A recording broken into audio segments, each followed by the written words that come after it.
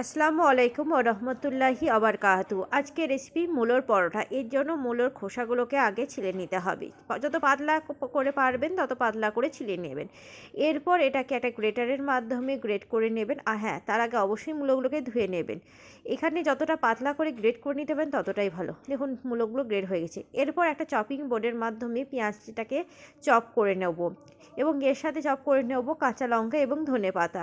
এখানে বেশি কিছু দেওয়ার কোনো প্রয়োজন নেই, এখানে বেশি কিছু লাগবেও না। খুবই সিম্পলভাবে করবেন, দেখবেন খেতে খুবই সুন্দর লাগবে। এরপর গ্রেট করে রাখা মূলোর ওপর দিয়ে দিলাম আটা বা ময়দা, এটা পরিমাণ মতন দিয়ে দেবেন কাঁচা লঙ্কা কুচি, দিয়ে দেবো পেঁয়াজ কুচি এবং দিয়ে দেবো ধনেপাতা কুচি। এখানে আরও যে দুটো মেন উপকরণ যেটা না দিলেই নয় সেটা হলো লবণ। লবণটা কিন্তু পরিমাণ মতন দিতে হবে। আর যেটা মেন উপাদান সেটা হচ্ছে কালো জিরে এবং জোয়ান। কালো জিরে এবং জোয়ানটা দিয়ে দিলাম এবং লবণটাও স্বাদ মতো দিয়ে দিলাম। লবণটা যদি একটু কম হয়ে যায় তাহলে কিন্তু এটা খেতেটার টেস্ট একটু এদিক ওদিক হয়ে যাবে।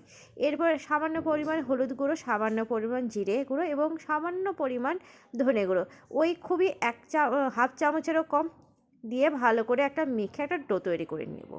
একটা সফট ডো তৈরি করে নিয়ে সেখান থেকে ছোট ছোট লেচি কেটে নেব এবং নর্মাল যেরকমভাবে আমরা রুটি বেলি সেরকম করে বেলে নেব।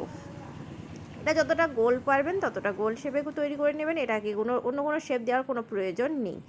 এটাকে গোল শেপ দিয়ে এটাকে আমরা উপর থেকে আটা ছড়িয়ে এটা বেলে নেব। সমস্ত পরোটাগুলো একে একে বেলে নেব।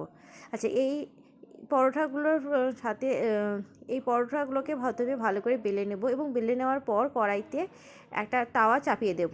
তাওয়াতে সর্বপ্রথম তাওয়াটা গরম করে নেব।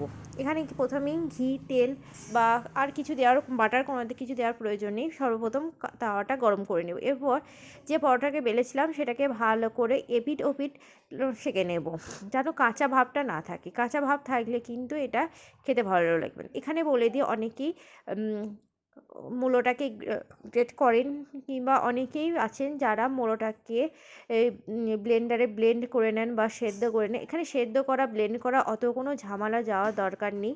গ্রেট করে নেবেন, কাঁচা ভাবও থাকবে না, মূলোর যে একটা স্মেল আছে সেই স্মেলটাও আসবে না। এরপর এটাকে লাল করে এপিঠ ওপিঠ সেঁকে নেওয়ার পর এখানে ঘি দিয়ে আমরা এপিঠ ওপিঠ ভালো করে ভেজে নেব। কড়াভাবে একটু ভেজে নেব। ভেজে নেওয়ার পর